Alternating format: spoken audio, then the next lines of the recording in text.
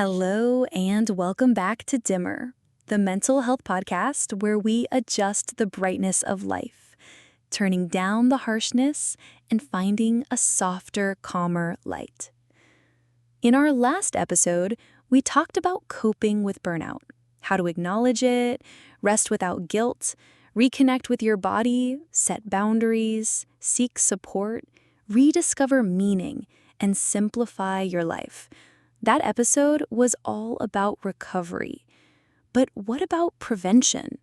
What about the daily practices that help protect your mental health so you don't slide back into burnout again? That's what we're focusing on today. Simple self-care habits. Not fancy routines that require expensive products or hours of free time, but small, practical things you can weave into your day. Habits that act like protective armor for your mind and body. So, grab your headphones, take a deep breath, and let's explore together. Before we jump into the habits, let's pause on the word self-care. When you hear self-care, maybe you picture spa days, luxury skincare, or bubble baths with candles. Those can be nice, of course, but real self-care is much simpler and much deeper. Self-care is about creating rhythms that keep you balanced. It's about tuning into your needs and giving yourself permission to meet them.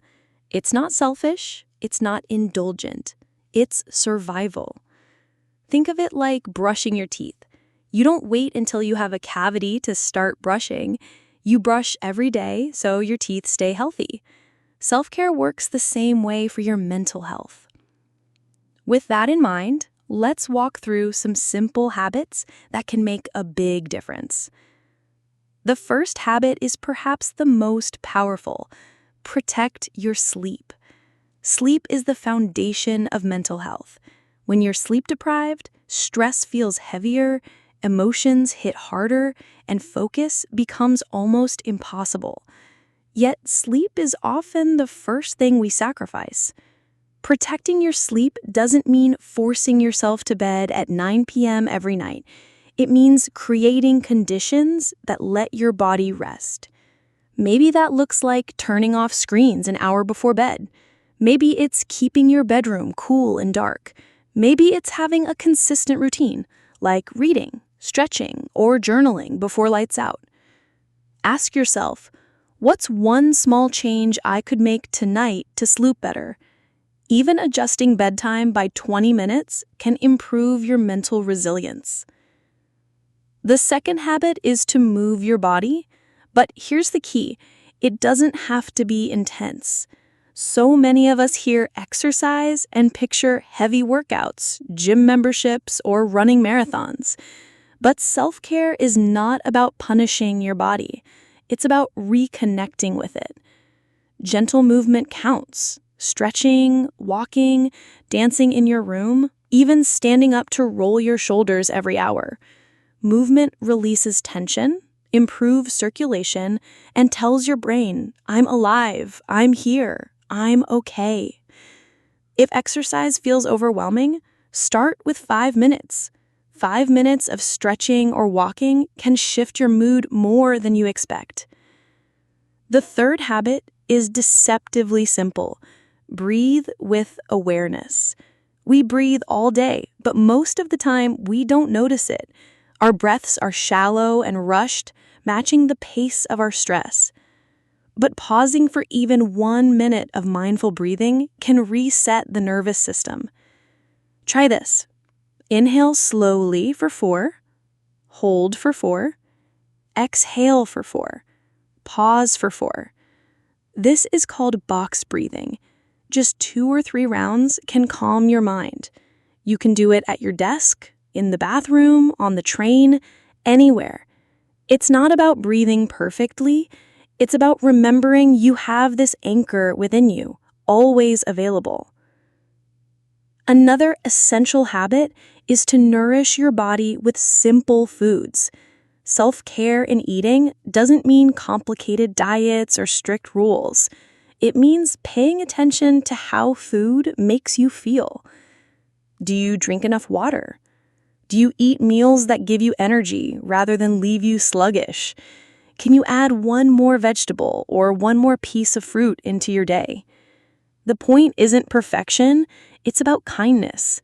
Instead of shaming yourself for what you eat, think, how can I give my body something supportive right now? Even something as small as having breakfast instead of skipping it can be a powerful act of care. The fifth habit is to create boundaries with technology. Screens dominate our lives. Phones, laptops, TVs, they keep us connected, but also overstimulated. Constant notifications don't give our brains time to rest. Self-care means deciding when and how you use technology, instead of letting it control you.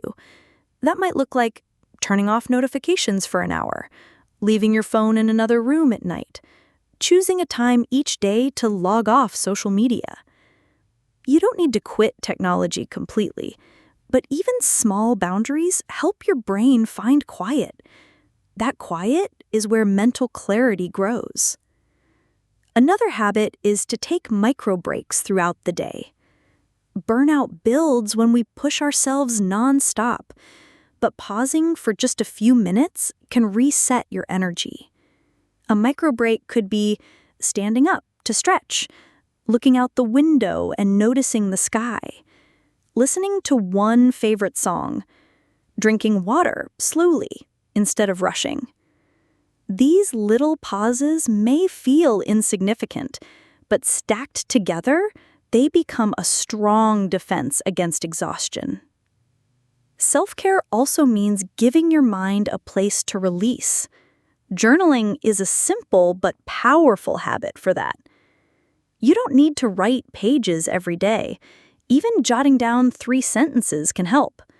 Try prompts like, "Today I felt." "One thing I'm grateful for is," "One thing I need tomorrow is." Writing helps untangle the thoughts swirling in your head. It creates space between you and your worries, so they feel less overwhelming. Human connection is one of the strongest forms of self-care. This doesn't always mean long conversations. Sometimes it's just sending a quick message to a friend, having coffee with a coworker, or calling a family member. Other times it's simply being around people, at a library, a park, a community space. We're wired for connection. Even if you're introverted, even if you value solitude, some form of connection reminds your brain, I belong, I matter. Another habit that protects mental health is practicing gratitude. This doesn't mean ignoring problems or forcing positivity. It means noticing the small good things that often slip by unnoticed. Maybe it's the taste of your morning coffee, a kind smile from a stranger, or the fact that you made it through a tough day. Writing down 1 or 2 things you're grateful for shifts your perspective. It reminds your brain that life is not only stress. There are also pockets of joy. Finally, one of the most underrated habits: make space for play and joy. Adults often forget that joy is not optional. We get so serious, so focused on responsibilities, that we stop doing things just for fun. Self-care includes fun. Dance to a silly song, watch a comedy, play a game, paint badly, sing loudly. These small acts of joy refill the part of you that stress drains away. Play is not childish. Play is medicine. Now, here's the important part.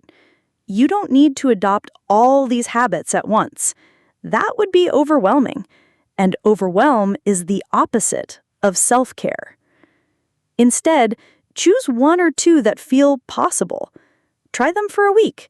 See how you feel, then add more if you want.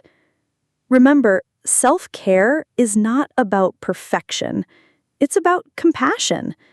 It's about listening to yourself and responding with kindness. Even the smallest habit done consistently creates ripple effects for your mental health. So, how do we protect our mental health with self-care? We protect our sleep, we move our bodies gently, we breathe with awareness, we nourish ourselves with simple foods, we create boundaries with technology, we take micro breaks, we journal, we connect with others, we practice gratitude, and we make space for joy. Each habit is simple, but together they form a foundation that makes life softer, steadier, and more sustainable. As you finish this episode, I invite you to ask yourself, which one habit can I begin today? It doesn't have to be perfect. It just has to be real. Thank you so much for listening to Dimmer. If this episode resonated with you, please follow the podcast and share it with someone who might need a gentle reminder. And in our next episode, we'll explore another layer of mental health, how our relationships, family, friends, colleagues, can both support us and challenge us, and how to navigate them with care. Until then, take care of yourself, adjust your own dimmer, and remember, you deserve balance, peace, and joy.